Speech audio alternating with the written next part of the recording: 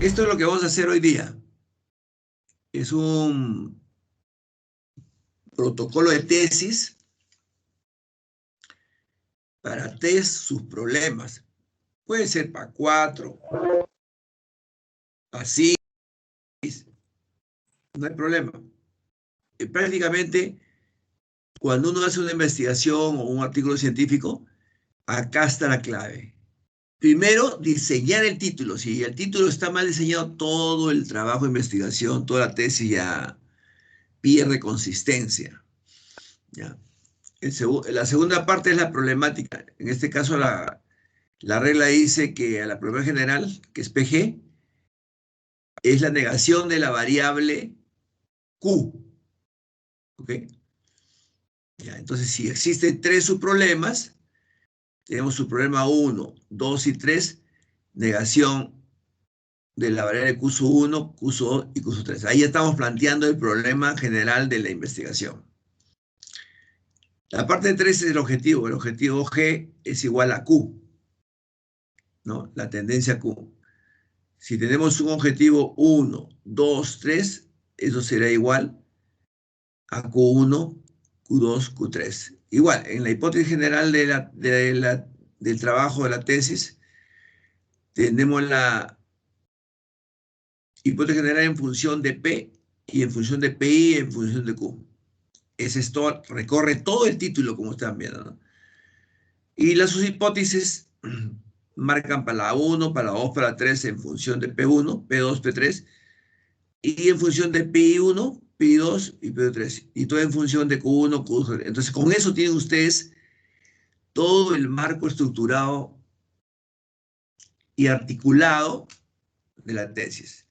Bueno, en cuanto a las variables, se trabaja en función de la hipótesis general. Tenemos la variable independiente, que es igual a P, la interdependiente es igual a P sub I, y la variable dependiente es igual a Q. Estamos traduciendo eso, ¿no? De tal manera que el subproblema 1 está en función de la variable independiente y interdependiente. Y tenemos P sub 1, P sub 1 y Q1. Y acá tenemos igual P2, P sub 2 y Q2. Todo está señalizado matemáticamente. Pasamos a lo que es la parte deductiva, que es el modelo general, que es igual a P sub I, que es esta parte que está en el centro, que es la variable interdependiente. Y igual, 3 submodelos para este tipo, y los 3 submodelos es P sub I1, P sub 2, P sub 3. Lo que se espera, los resultados, que el modelo 1 con los submodelos 1, 2, 3 trabajen en función de los objetivos Q, Q sub 1, Q sub 2 y Q sub 3. O sea, en 7 pasos, y con esta lógica simbólica, se logra armar cualquier artículo científico, se logra armar cualquier tesis, puede ser de grado, puede ser de maestría, doctoral, postdoctoral, puede ser un artículo científico o un paper science. Cualquiera de las características con este protocolo que está solamente en una plancha, ¿no? Es un artículo muy interesante y acá, por ejemplo, mire, ¿qué hace Reviola? Dice, ¿no? Acá toma de un texto y lo pone entre comillas, ¿vieron? ¿No? Para los métodos de pensamiento y diferentes actividades, los nombres no toman objetos, sino hacen reflexionar al consciente, eso es lo que dice, ¿no?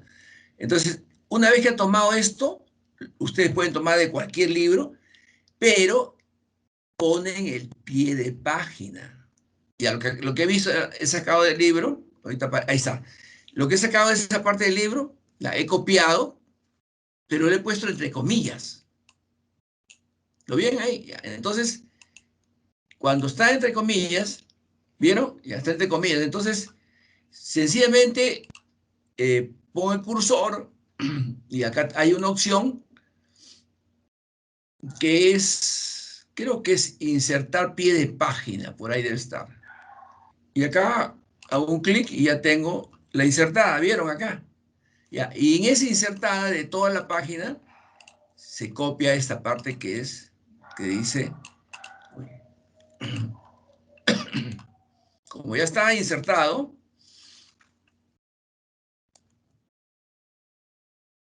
para que sea crítico o sea, dar a entender que eso es parte, todo eso no es mío, pertenece, por decir, a este autor, ¿no? Entonces, en el pie de página, yo nuevamente lo copio y lo pego al final. Acá está. Y ahí lo pego. Entonces ya queda registrado, ¿no? Registrado que esta cita corresponde a Peirce, ¿no? Ya. Entonces, evidentemente que, y así voy trabajando toda la tesis con referencias y referenciales. Dime. Sí, quedó claro, profesor. Lo que sucede es de que, así como usted mencionó, una tesis es inédita a veces cuando encuentra poca información o pocas referencias. Y, y a veces el asesor metodológico dice, pero busca que si encuentras, que si hay. Y a veces encontramos hasta solo artículos científicos. Entonces, también a veces, bueno, en mi caso me ha pasado cuando me orientan, me dicen, no, pero tienen que ser físicas. Y a veces todo encontramos en web, porque ahora ya todo está en plataforma. No, no, Entonces, aquí dice que físico, no. Las referenciales son físicas, y un libro, o pues, pero más está internet. ¿Para qué usar ya los físicos si todos los libros están colgados en internet? No tiene razón de todo, ser. Claro, todo está en la web. algo que yo Entonces, encuentre ahí puede ser un dificulta papiro, antes. un Es papiro de válido para mí. excavando ese papiro lo copio y lo paso a la web. Pero no, por lo general son la web. Y lo importante es que tienen que ustedes entrecomillar y decir esto no es mío. Todo lo entrecomillado del libro no es mío. ¿Eh? Pero inmediatamente ponen la llamadita esa en números o en letras que ves el pie de página. Es la referencia, ¿no? Como lo indico en el Word. En el Word está clarísimo, es una referencia. Entonces, con eso están tejiendo y están haciendo crítica, ¿no? O sea, no te pueden exigir algo que tiene que ser físico, no. Porque si te dan, a ver, ¿qué físico? Agarras un libro, y lo cuelgas a internet, ya está en internet. Entonces, ¿cuál es la idea? Estamos pasando, como estamos diciendo, ayer justamente tocamos el punto, estamos pasando de sistemas duros a sistemas blandos. O sea, yo tengo que jalar todo de internet, ya no de los libros, porque esos libros están metidos. Pero si por ahí hay un libro que está perdido, bueno, agarro y lo subo a internet y de ahí nuevamente vuelvo a bajarlo. ¿Se dan cuenta? Porque por una razón, yo pongo la dirección donde he colgado ese libro, ¿no? Lo he escaneado, qué sé yo, y los que leen mi tesis lo van a encontrar rápidamente, pero si no está en internet, entonces ellos van a buscar el libro que no está, que se me perdió. ¿Se dan cuenta? No, acá todo prácticamente está en sistema blando. Los que están pensando en sistema duro ya no, pues no. Como ayer discutíamos, es ilógico tener los libros pro forma, ¿no? La contabilidad dura, no, ya no, hay que pasarlo a sistemas digitales y eso está haciéndose ya como un proceso, ¿no? Claro que hay algunos viejitos que dicen, no, esto tiene que estar en libro, dicen, no, tiene que estar en formas digitales, ¿no? Y con sus encriptaciones para evitar evidentemente los problemas que se han dado de querer cambiar los balances, ¿no? Eso más que nada. Por ahí está evidentemente la estructura. ¿Existe un número ideal de referencias en una tesis o las que nosotros encontremos? Es libre, Porque las que tú tengas, siempre y cuando cuidando que las entrecomilladas sean tuyas. No, perdón, no digas tú en la introducción que no son tuyas y que después de entrecomillado viene una conjetura o una refutación y que los pies de página están amarrados a la bibliografía. ¿Ya? Eso lo hace crítico. Aclarar antes de, ¿no? Y evidentemente lo que tocó en el punto es porque ayer justamente había una confusión con eso cuando conversamos. Y dije, mejor agarro la guía, he revisado la guía y detenidamente y encontré esa fallita, pequeñita fallita, que es normal eso, ¿no? Que la tesis debe ser original, inédita, no, hay falta agregar crítica. Crítica es todo lo que he hablado de referencia referencial. Y como te voy a repetir, las referencias, todas las que tú necesites, ¿no? Como también, si eres un genio, no necesitas referencia. No necesitas referencia. ¿Por qué? Porque es algo inédito, algo que nunca se ha dado en el mundo. Supongo que, suponte que estás haciendo un artículo sobre materia y energía oscura, que viene a ser el 95% de todo del universo. ¿Qué referencia vas a encontrar si has descubierto eso? No encuentras nada. Y al contrario, tienes que agarrar el griego y el latín para crear nuevas palabras que análogamente se parejan a lo que tú quieres hablar. ¿Eh? Y luego tratar de expresar ese nuevo descubrimiento y decir, esto es, ¿no? Ya, igual, imagínate que hay 4 fuerzas en el universo, que es la gravitación, el electromagnetismo, la fuerza nuclear débil y fuerte. Supongamos que has encontrado una quinta fuerza. ¿Qué referencial vas a encontrar? Ninguna. Tienes que crear nuevas palabras. Y para eso está el marco conceptual que está dentro del estudio referencial. ¿Ya? Pero el que evidentemente tiene una tesis bien corta y bien precisa de algo que nunca se ha descubierto, es un genio. ¿Ya? ¿Cuáles serían los rasgos del investigador en la observación científica? Ya, mira, por lo general en la observación que no es vista, sino es mental, definitivamente ahí se encuentran los que son deductivos, ¿no? O sea, el hemisferio izquierdo deductivos y aductivos. Claro que el mejor observador ya se ha demostrado muchas veces, no importa la edad que tengas ni el sexo que tengas, ¿no? El mejor observador es el aductivo, ¿eh? El que utiliza tanto la variable independiente como dependiente, ¿eh? Ese es el mejor. Entonces, con eso ya tienen mejor,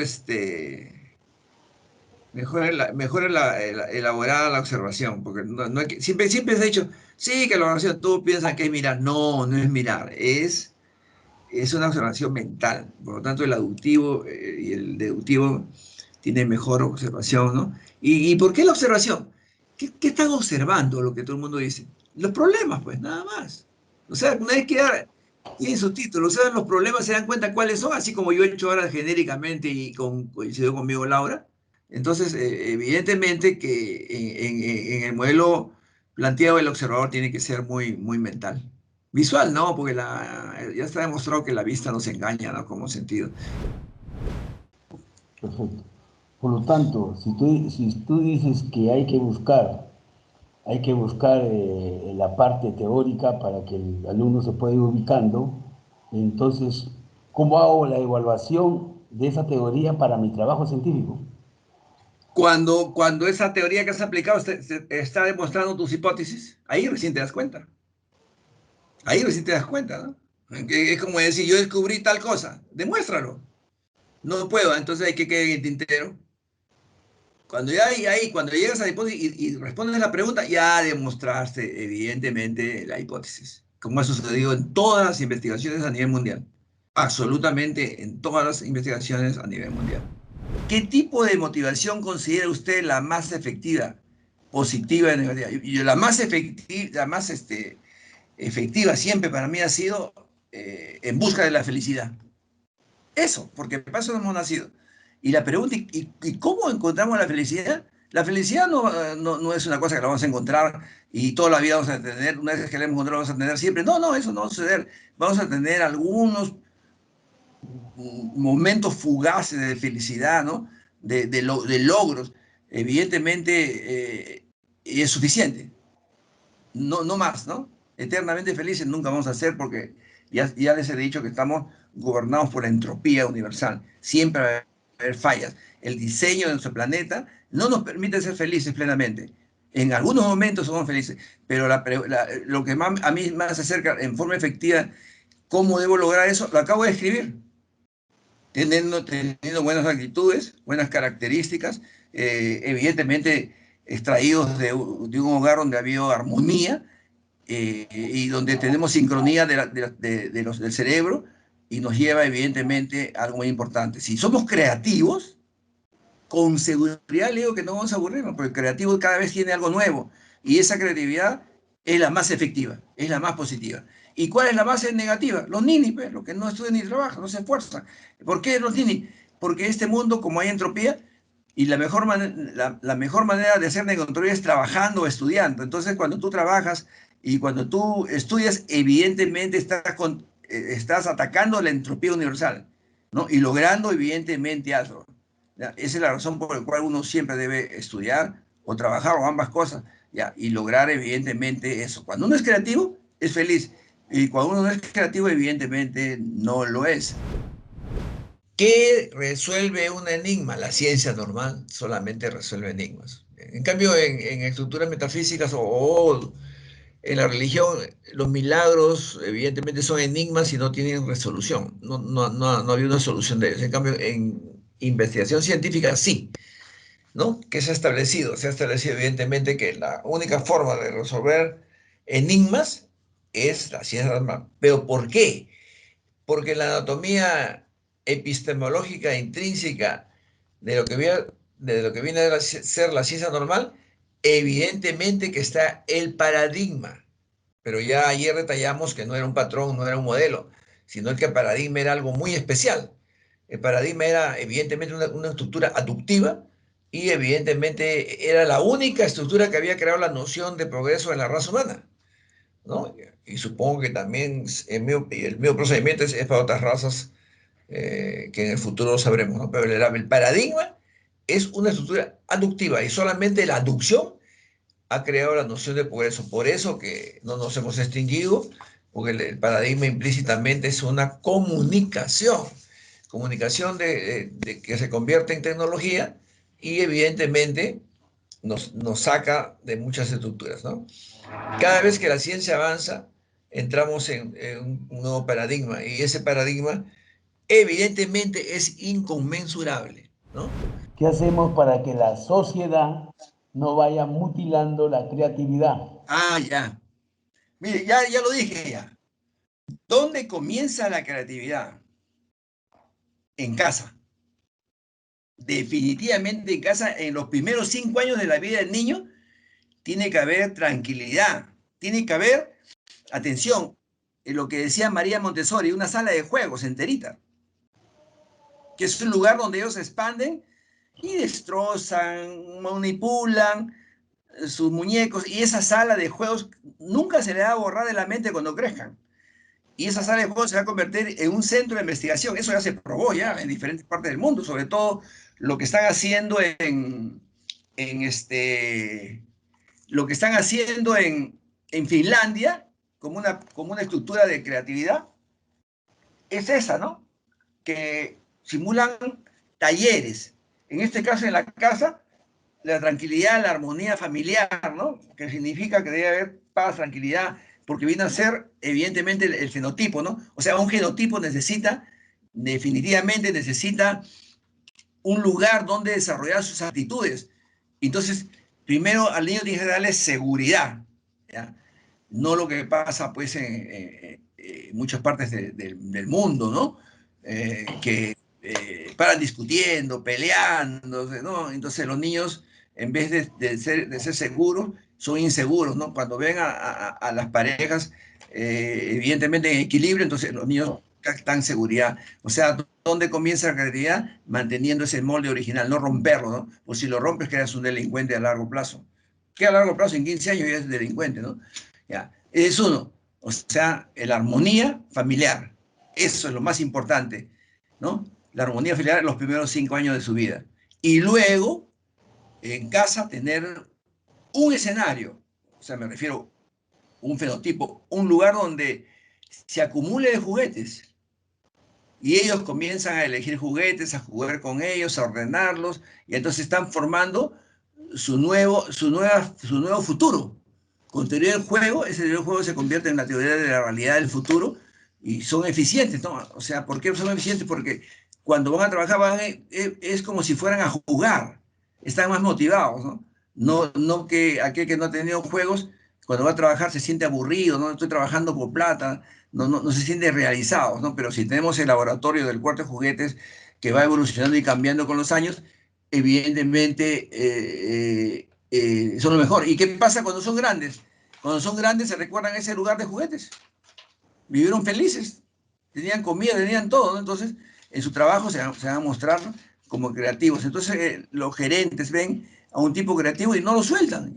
No lo sueltan porque ese tipo que va a hacer crear nuevos productos y evidentemente va a generar nuevas estructuras y el tipo, y como hay seguridad, el tipo es impenetrable, imperturbable, tranquilo, relajado, tolerante, ¿no? Las características que he descrito en el paper, ¿no? Al hacer la recensión.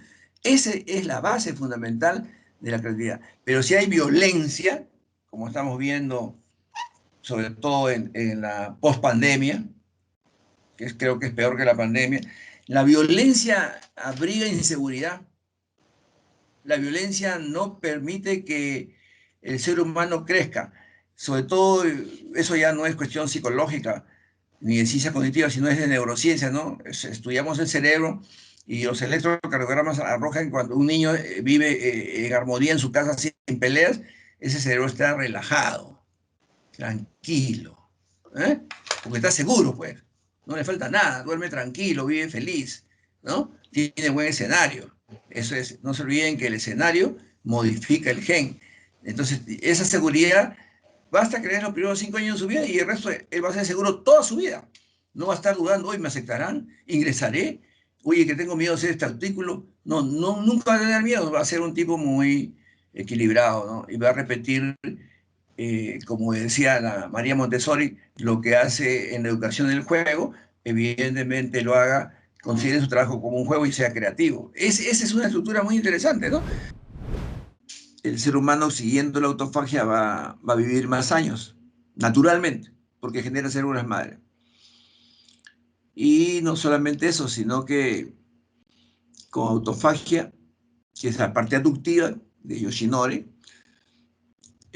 va a encontrarse evidentemente la mejor forma de conocer el organismo a nivel celular. Evidentemente es lo mejor, ¿no? Porque si uno quiere entender al ser humano, antes decía, no, este es el ser humano y veo a una persona, no. Ahora para entender el ser humano, evidentemente es el nivel celular. Hay que estudiar la célula, ¿no? Y la célula evidentemente es un mecanismo sorprendente de cómo se ha ido formando, ¿no? Naturalmente, digo yo, por evolución. Pero evidentemente si nos ponemos a pensar, la célula es una máquina que ha sido perfectamente diseñada con todas las características. ¿Sí? Armando, una pregunta. Adelante, adelante. Dentro de la capacidad de estos filósofos, ¿cómo crees tú que se podría definir, cómo puedo distinguir la verdadera realidad de la mera apariencia? No, ahí es inconfundible, ¿eh? Y cuando yo ya recurro, por decir, a ver, recurro a la obra que nadie le hacía caso, la obra que nadie le hacía caso, evidentemente era El Quijote, pensé que era una novela de caballeros, ¿no? Con cierta jocosidad, ¿no? Pero después cuando uno lo comienza a leer, los más sabios se dieron cuenta que era un mensaje sorprendente, ¿no? Había dividido a la raza humana en tres. Quijote el soñador, que es el cerebro, el hemisferio derecho, y Sancho el hemisferio izquierdo, que es el pegado a las cosas, ¿no? El materialista, ¿no? Pero también indica que en la aventura tienen que estar los dos, porque si avanza el Quijote solo no podría haber logrado eso. Tampoco si avanza Sancho, sin el Quijote tampoco se hubiese logrado, pero algo sí se distinguió con claridad, que el que servía era el aristotélico, o sea, Sancho le servía a, a Quijote, ¿no? Entonces, evidentemente había una relación de jerarquía, y sucede actualmente en el mundo. Ante la pregunta, ¿cómo yo detecto, evidentemente, quién es quién? Primeramente por la figura, definitivamente, ¿no? Si evidentemente tiene un sobrepeso o es obeso, ya es evidentemente aristotélico porque tiene circunferencia, el amor a la comida, ¿no? Si es un tipo delgado, evidentemente tiene... Entonces luego sigo conversando, entonces mientras que uno es grosero, el otro es muy educado, ¿no? Ahí se nota la claridad entre platónico aristotélico. Y si los meto a los dos a una fiesta, evidentemente el platónico se va a un rincón y no comenta mucho. En cambio, el aristotélico es el que hace la chancha, el que genera la bulla, la garabía, etcétera, etcétera, ¿no? Ahí se va notando, ¿no? Otro que se ha descubierto posteriormente, que el aristotélico tiende a vestirse de colores infrarrojos, porque evidentemente es inmaduro, ¿no? Colores vivos usa, ¿no? Y a veces se viste como un guachazo, ahí está, es la palabra, ¿no? Y ese es tremendamente aristotélico. En cambio, el otro se orienta a la estructura ultravioleta, un terno azul, una camisa blanca, un polo gris o marrón, ¿ya? Pero lo importante es su comportamiento, que no habla mucho, pero sí observa bastante. ¿Eh? Y ese tipo, por ejemplo, que hay un montón de gente que está hablando de un tema y al final se para y dice esto es así, ¿ya? Porque ese tipo es evidentemente platónico. Ha dejado hablar a la gente y a seleccionar la mejor respuesta, ¿no? En cambio, el aristotélico es atropellado, se atropella, ¿no? Y evidentemente el que tiene más amor a lo material es el aristotélico y no el platónico, ¿no? O sea, y eso sucede en hombres y mujeres, atención, no hay distingo, ¿no? Claro que se ha notado cuando supone que tenemos un platónico y por cuestiones de la vida el tipo se vuelve homosexual, su vestimenta comienza a irse al rojo. Sí, se va a ir al rosado, al rojo, al amarillo, se va, porque retrocede. Mi pregunta era, profesor, ¿tiene alguna relación frente al desarrollo económico ser católico? Porque le pregunto esto, profesor, porque hay varias decisiones políticas de que no se dan por el tema del catolicismo. Por ejemplo, profesor, hablar del tema del aborto acá en Piura es algo que no se debe hablar, ¿no? O sea, mientras que en otros países como en Argentina ya se dio un paso, en países europeos se da otro paso porque científicamente ven hasta que un cierto punto no hay vida. Hasta cierto punto se decide, no es que no hay vida, sino que se puede decidir por la propia salud íntegra de la madre. Hay decisiones que se basan también, por ejemplo, se escucha mucho de que cierto cardenal opina, cierto obispo opina, entonces como que se limita un poco el Perú a actuar frente a la ciencia. Como vemos, doctor, tanto Piura, tanto otras provincias, ¿usted cree que cómo podría darse un mayor desarrollo siendo un país netamente católico o se tendría que, profesor, un poco dar más paso a la ciencia? Porque yo veo que hablar esos temas, tanto acá en las universidades, a veces los profesores no tocan esos temas porque hay alumnos que son católicos, hay alumnos que son evangélicos y prefieren a veces no tocar ciertos puntos por el tema de la religión. Mira, yo te diría algo así, sin temor a equivocarme. Definitivamente, la religión es necesaria, muy necesaria, es ordenadora de un país, ¿no? Son los límites de la moral, ¿no? Es muy importante, ¿no? Ya. Pero la ciencia también, ¿no? Entonces, tanto la religión como la ciencia deben andar de la mano, porque si tú eres totalmente católico no vas a avanzar tecnológicamente. Se queda uno, no hay cultura. En cambio, la ciencia sí te permite crear arquetipos y crear tecnología, y la tecnología, evidentemente, ustedes ya saben qué pasa, moderniza las ciudades, tiene más trabajo, entonces la gente camina, ¿no? Entonces, definitivamente, yo siempre he dicho, la parte ecléctica del ser humano puede ser científico y también ser católico a la vez. Ahí están viendo ustedes a Biden. Biden acaba de ganar. Él es católico. Y él está orientado, evidentemente, a la estructura científica por toda la gente que lo rodea. Es práctico, es pragmático. Él sigue el pragmatismo de William James, él sigue el pragmatismo de Dewey, él sigue el pragmatismo de Peirce, ¿no? Ya lo dijo en su discurso, definitivamente, pero él sigue siendo católico, o sea, no hay problema.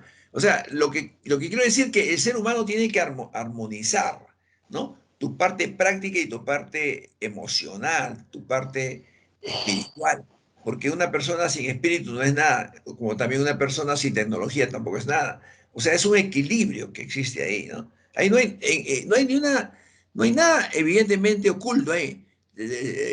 Muchas veces ha dicho, ¿qué es la religión? Bueno, son las estructuras que vienen del inicio de la humanidad. ¿Y qué es la ciencia? Es una religión joven.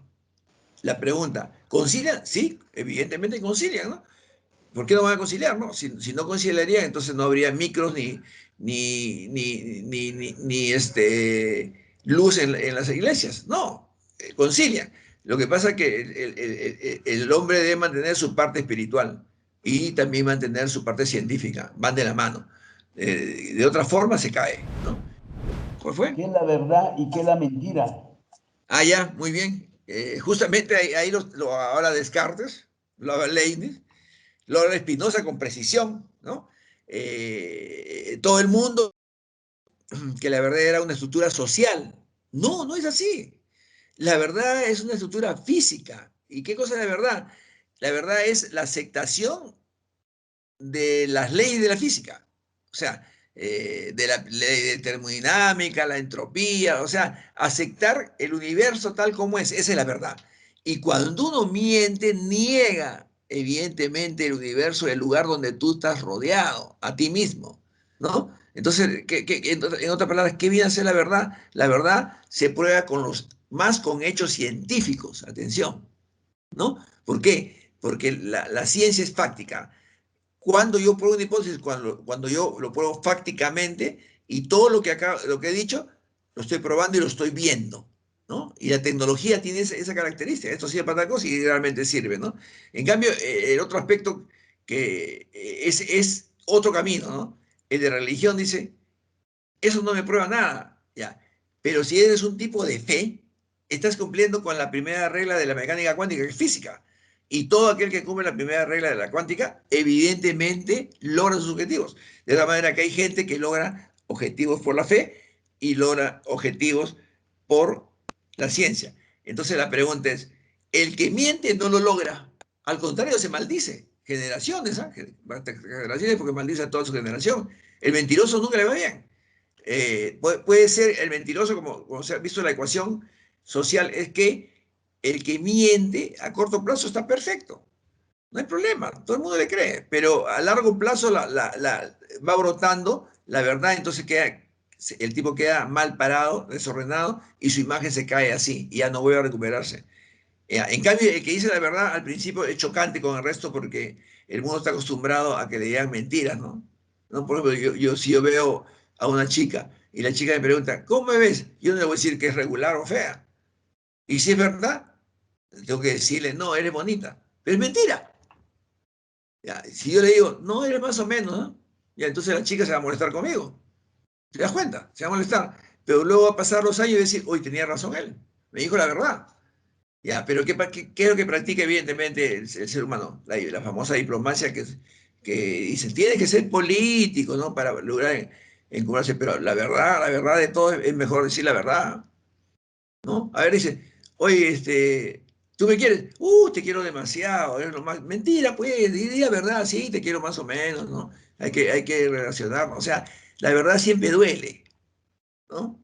Si tú agarras y te pones una casaca y le preguntas al otro, "Oye, ¿qué tal me veo?" El otro te va a decir, te ves perfecto, la casaca es buena, te vas y dice, oye, esa casaca es horrible.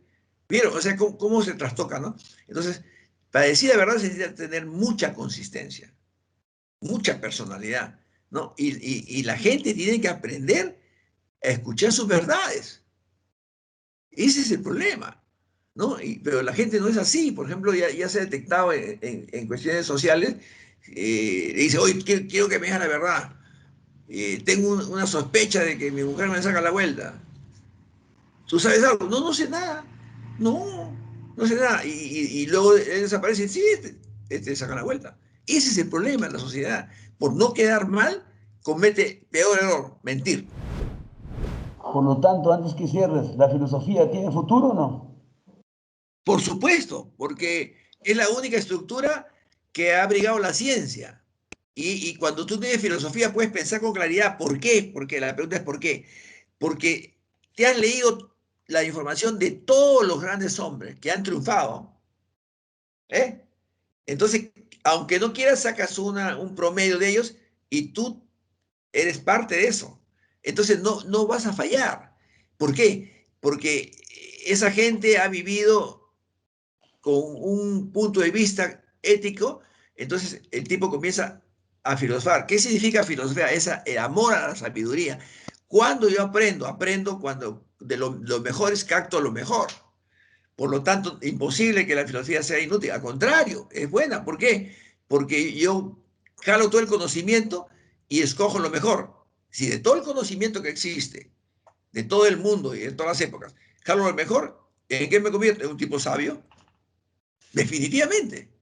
¿Eh? Por lo tanto, la filosofía es necesaria que todo el mundo lo practique, pero no de forma escolástica, como he visto muchos profesores de filosofía que aburren a la gente, ¿no? Tiene que ser la estructura dinámica, ¿no? Orientada a la propia vida. Eso es lo que al final va a interesar.